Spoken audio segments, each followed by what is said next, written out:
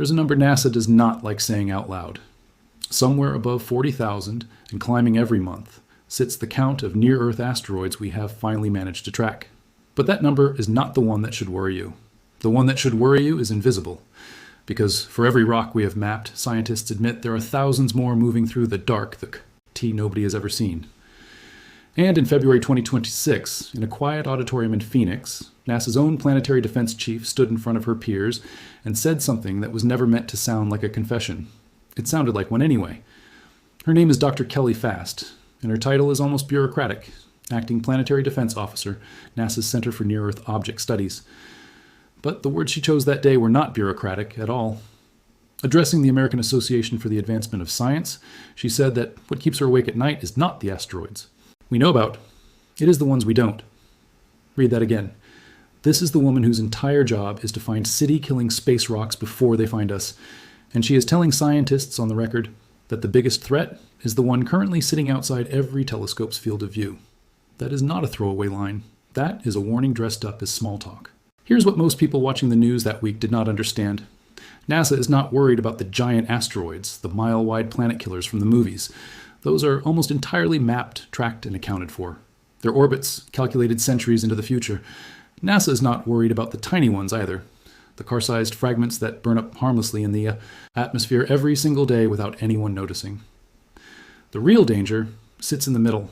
Objects roughly the size of a football stadium, or larger, big enough to flatten a city, generate a shock wave that shatters windows hundreds of miles away, and trigger a firestorm that could kill hundreds of thousands of people, yet small enough, dark enough, and quiet enough to slip past our current detection systems completely undetected until it is far too late to do anything about it.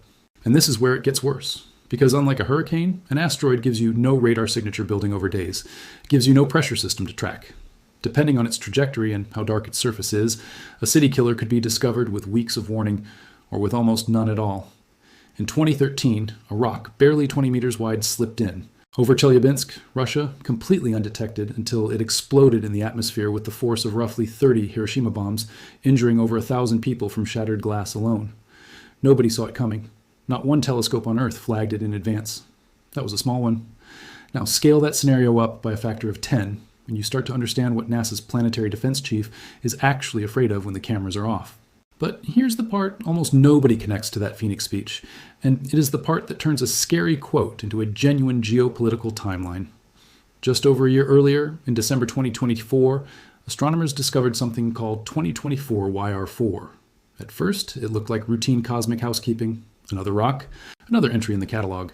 Then the orbital calculations came back, and the number attached to it was one nobody at NASA had seen before for an object of its size, a 1 in 32 chance of striking Earth in December 2032. Then the number climbed, and climbed again. By February 2025, the impact probability had reached 3.1%, the highest impact probability ever recorded by NASA for an asteroid of that size, or larger. Think about what that means. For a few tense weeks, the most sophisticated planetary defense apparatus on the planet was staring at a rock with genuinely uncomfortable odds of hitting us, and the world barely noticed. This is not chaos. This is exactly what the system is designed to catch. And that is precisely why it is unsettling. Because behind closed doors, scientists were scrambling. Observatories around the globe redirected their instruments.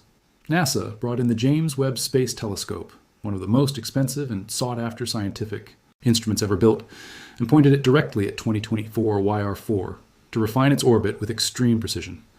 For a brief and very real moment, there was even concern the asteroid could strike the moon instead of Earth, a scenario nobody had seriously modeled before at that scale. Eventually, with enough data, the risk was ruled out entirely. The asteroid will miss us. But the story does not end with relief. It ends with a question nobody wants to answer publicly. What happens when the next one doesn't give us that much warning time to correct the math? Because here's the real story, the one buried under the reassuring press releases. The 2024 YR4 scare worked out fine specifically because it was discovered early enough, and because it happened to pass close enough and bright enough for our existing telescopes to nail down its orbit before the danger clock ran out. That is not a guarantee. That is closer to a lucky break dressed up in scientific competence. According to NASA's own internal messaging, the objects that terrify planetary defense scientists most are not the ones behaving like 2024 YR4, loud, trackable, cooperative. They are the dark ones, Low reflectivity asteroids with charcoal black surfaces that barely scatter sunlight, gliding through the solar system nearly invisible to ground-based optical telescopes, showing up on nobody's radar until they are uncomfortably close. So the question stops being abstract. It becomes, what is humanity actually doing about the asteroids we cannot yet see? And this is where the story pivots from detection to something far more dramatic: deflection. Because knowing a rock is coming means nothing if you cannot do anything about it. For decades, planetary defense against asteroids existed only in theory, in simulations, in disaster movies with far more dramatic license than physics. Then, on September 26, 2022, that changed. NASA launched a spacecraft roughly the size of a vending machine, sent it hurtling through deep space for 10 months, and deliberately smashed it into a small asteroid moon called Dimorphos at approximately 14,000 miles per hour, on purpose, as a test. This was the Double Asteroid Redirection Test, DART. And what happened next quietly rewrote the rules of what our species is capable of defending itself against. Before impact, Dimorphos orbited its larger companion asteroid, Didymos, on a fixed and predictable schedule. After a single, deliberate kamikaze collision from a machine with no crew and no return trip planned, that orbital period shifted by roughly 33 minutes. Read that number again, because it is the whole point of the mission. Scientists had calculated that a shift of just 73 seconds would have counted as success, proof that a spacecraft could nudge an asteroid's path even slightly. Instead, they got a change 25 times larger than the minimum required.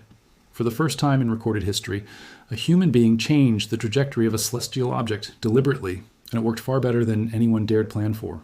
But here is where the triumphant headline quietly stops telling you everything. DART destroyed itself on impact, deliberately. It had one job, and it gave everything to do it, which means it could not stick around afterward to measure the consequences of its own success. The spacecraft that proved planetary defense was possible has no idea. What Dimorphos actually looks like now, scientists know the orbit changed. They do not know precisely why it changed by that much, what the impact crater looks like, how much material was blasted off the surface, or what the asteroid's true internal structure and mass actually are. And without knowing the mass, you cannot calculate something called the momentum enhancement factor. Essentially, the multiplier that determines whether a kinetic impact like DART's works because of the spacecraft alone, or because of a much larger cloud of debris thrown off the asteroid's surface that adds extra push. Think about what that gap in knowledge actually means for the future of planetary defense. Right now, humanity has one successful test, one confirmed result, and an enormous asterisk hanging over exactly how repeatable that success really is. If the deflection worked mostly because of a fluke of debris ejection unique to Dimorphos' specific composition, then the next asteroid, a different size, a different density, a different structure, might not respond the same way to the same strategy. According to Nancy Chabot, the DART mission's coordination lead at Johns Hopkins, University's Applied Physics Laboratory, replicating this exact strategy elsewhere, is not something anyone can simply assume will work the same way twice. That caution, coming directly from the person who ran the mission, is not a footnote. It is the entire unresolved center of the story. Which brings the story to its power shift, the moment where the narrative stops being about what NASA already proved and starts being about who gets to verify it.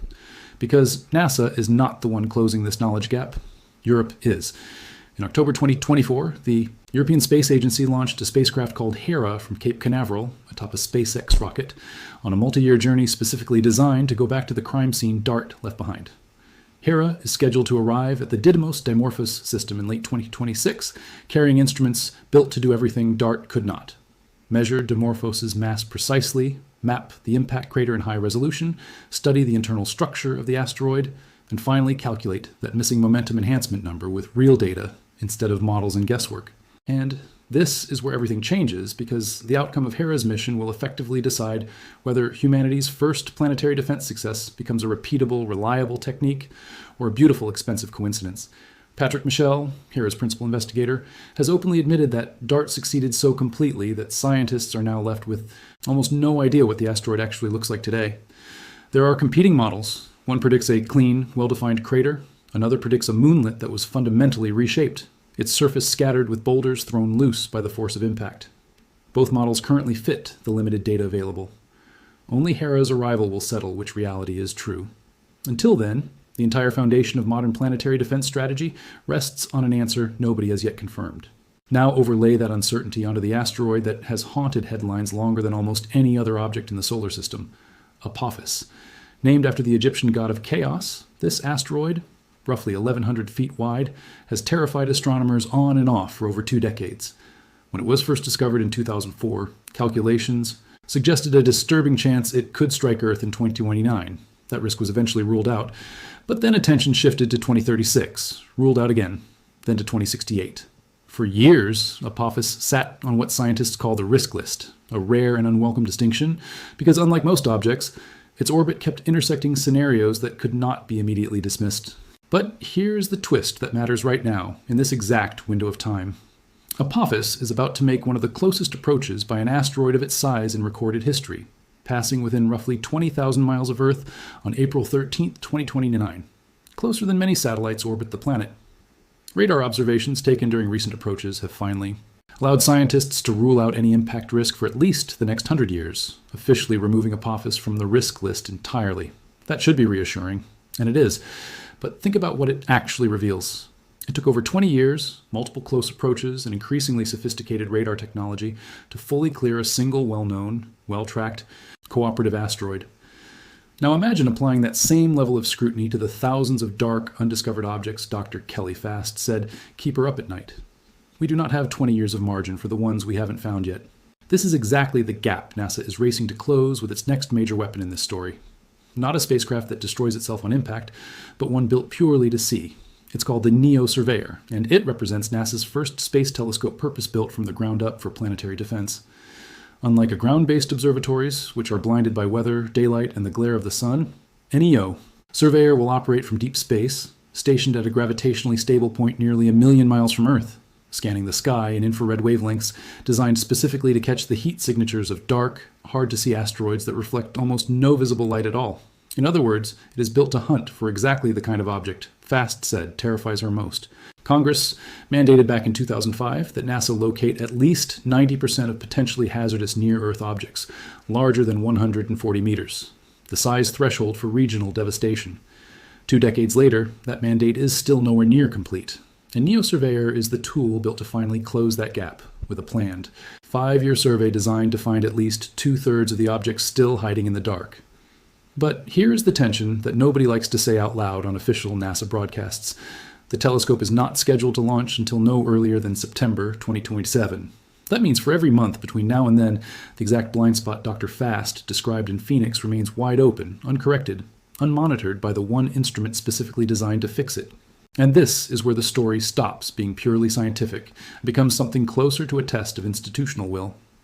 Because building a telescope, testing a kinetic impactor, and sending a follow-up mission across the solar system all cost enormous amounts of money, coordination, and political patience across multiple governments and space agencies, operating on different timelines, different budgets, and different priorities. NASA itself is currently under new leadership, with the recent swearing in of a new administrator overseeing an agency balancing deep space exploration, lunar missions, and this quieter, less glamorous mission of simply watching the sky for things that want to kill us. Planetary. Defense rarely gets the funding headlines that a moon landing gets. But according to public polling cited before Congress, a majority of Americans now say monitoring dangerous asteroids should be one of NASA's very top priorities. The public appetite exists. The full institutional commitment is still catching up.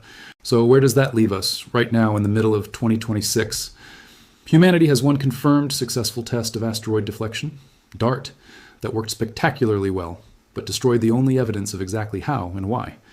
We have a follow-up mission, Hera, currently approaching its target, about to determine whether that success can actually be trusted and repeated on a different asteroid one day. We have a near-miss scare with 2024 YR4 that revealed both how effective our current detection and rapid response system can be under pressure, and how narrowly that success depended on the asteroid being visible and cooperative in the first place. We have Apophis, a 2-decade cautionary tale about how long it can take to fully clear even a single well-tracked threat. And we have a next-generation telescope, NEO Surveyor, that could finally close the detection gap. But not for at least another year, possibly longer. Layer all of that together, and the picture that emerges is not one of imminent doom. It is something quieter and, in its own way, more unsettling. A civilization that has just barely proven it can defend itself against a threat it hasn't fully found yet. We know the hammer works. We are still building the eyes that would tell us where to swing it. Dr. Kelly Fast. T did not stand in front of her peers in Phoenix to cause panic. She said what she said because the gap between what we can do and what we can currently see is the single most honest description of where planetary defense actually stands today. Not doomed, not safe, suspended, deliberately in an uncomfortable middle, and that leaves the real question hanging in the dark, unresolved, exactly where NASA's own scientists have left it. When Hera finally sends back its first images from Dimorphos later this year, will the data confirm that humanity's first planetary defense success is a reliable, repeatable method? Or will it reveal that we got lucky once against an asteroid that happened to cooperate? When NeoSurveyor finally launches and switches on its infrared eyes, how many currently invisible city killers will suddenly appear in its data? Objects that have been silently crossing our orbital neighborhood the entire time without a single person on Earth knowing they existed. And if one of those objects turns out to be on a collision course with less warning, time than 2024 YR4 gave us, less time than Apophis gave us, less time than DART needed to prove itself, will the tool we built to stop it actually be ready in time, or will we simply find out how much of our confidence was based on the ones we happened to see coming?